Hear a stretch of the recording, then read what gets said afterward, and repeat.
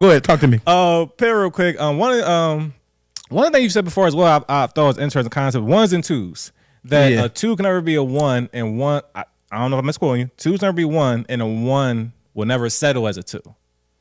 I feel like we in the ballpark. Okay. I can't remember the exact quote, but Okay, I fair. feel like we in the ballpark. And I find it interesting. I'll lead with the words like I definitely consider myself oftentimes hovering around the two capacity where I'm totally fine with. We discussed it before. I'm totally fine with being like a number two slide and just holding things up, laying the groundwork, adding to the framework, whatever. But I'm cool. Like, no, you got it. Take it. Go take the shot. I don't care, whatever. But I've also operated as number one and also been just as comfortable in those spots, whatever. But also find. So I think you declaring saying like essentially that no, if you really a one though, you would never be a two. And so elaborate on that if that is accurate. So, whatever. all right. So when you add your context, I won't say that I'm saying like hard stance ones twos because I feel like it's about being a good leader is also knowing how to be a good follower. So taking a back seat don't make you a number two. Okay. And taking a lead don't make you a number one. Fair. Sometimes circumstances call for either or, and you got to know. A number two has no desire to be a number one, is what I said. I didn't say they're not capable. I said they don't have a desire where it's like some people would rather be the vice president than the president. Right. And they like, you know what? I'd rather be involved in all the high level conversations, but you take the podium. You got to be the one with Secret Service and you got to be the one that they never try to want to do it. And I don't want nothing to do with that. But I'm involved just as much as you are, and my ideas are just as much well respected. And number one, don't have a desire to be, I think probably is even incapable. When you're number one, you desire to be there. You would rather run against another number one than settle for being a number two to a number one.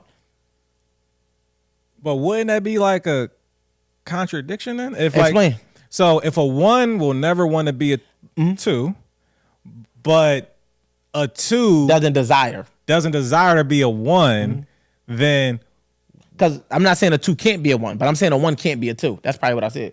Okay, so I'm saying a two probably could step in and be a one, but they don't want to. And I'm saying a one would never step back and be a two. Okay. So that's more so. I think that's okay. I think I kind of. Is it still contradicting? No, maybe not. That's fair. Okay. But do you have any more thoughts about that? And no. So to your point, I just feel like certain people, it's a personality trait. I feel like I don't go in a situation trying to be a one. Right? I don't think it's a conscious thought like, I got to be the man or da-da-da. Now, certain things, when I was young, I wanted to be the first controller and shit. So I had early signs. It was on the record. Early signs. It was early signs. My brother is actually the one that made me realize it. I created the 1-2 concept, but his philosophy led me down that road because he pointed out to me, he was like, bro, you're a natural leader. So even when you're not trying to lead, people gravitate to the way you are, and it becomes that, and other leaders are going to be intimidated by that in certain spaces. Because I used to be shocked, like, why is always this type of energy I'm feeling? Like, why am I always feeling? Because I could sit back and not say nothing, but the moment I speak, people want to hear what I got to say. And that's what he said. He was like, he's like, even your energy, a one can spot that and will know way before the room even pick up on that because they got to wait till you actually speak. The person already can feel that energy. So for me, it made me start to think and kind of like more so add to it. I'm like, well, let me think. Then I start thinking about twos where I'm like, I know people who naturally don't want that. They're capable, but they don't have that desire. So twos and ones blend because it's like, I want to be a part of this greatness, but I don't want to be the spotlight. Where the one don't always want the spotlight, but got the capacity to handle it. It could be a very strong introverted person that's smart as fuck, but don't want that, you know what I mean? And it might be somebody who's not that smart, but can deal with the ramifications that come with the spotlight better than somebody else. And he end up in a forefront, and he wants that, or he or she. Let's switch it out because it's not just male specific. Of course. Like it's some women, and I think even in relationships, that's why I think two men make good with one woman. But I think when you find a woman that's a one and a man that's a one. Wait, say it again. A man that's a two, and that's, you know, they try to call themselves alpha women. I'm not gonna say alpha. I'm gonna call them ones.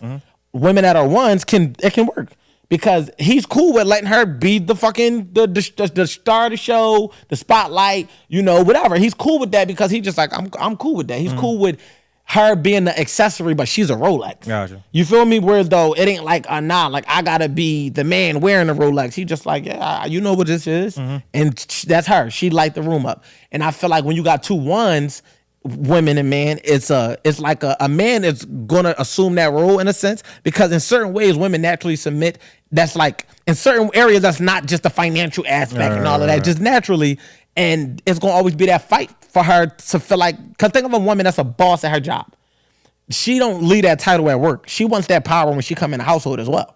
And if a man is a 1, he's like, you don't run shit around here. And it's going to always be that constant clash of who you are at work is not who you are in the house. Now, we hear women reverse that and say the same thing to men. And I do think ego should be checked in at the door. But I'm just saying, in this particular element of the combo, they don't want to let go. Yeah, they not letting it go. They want to be like, I tell people what to do at work and they do it. So you're supposed to do what I say too. And it's like, I don't give a fuck who you are at the job of being a boss and being this. When you come in here, you're my woman.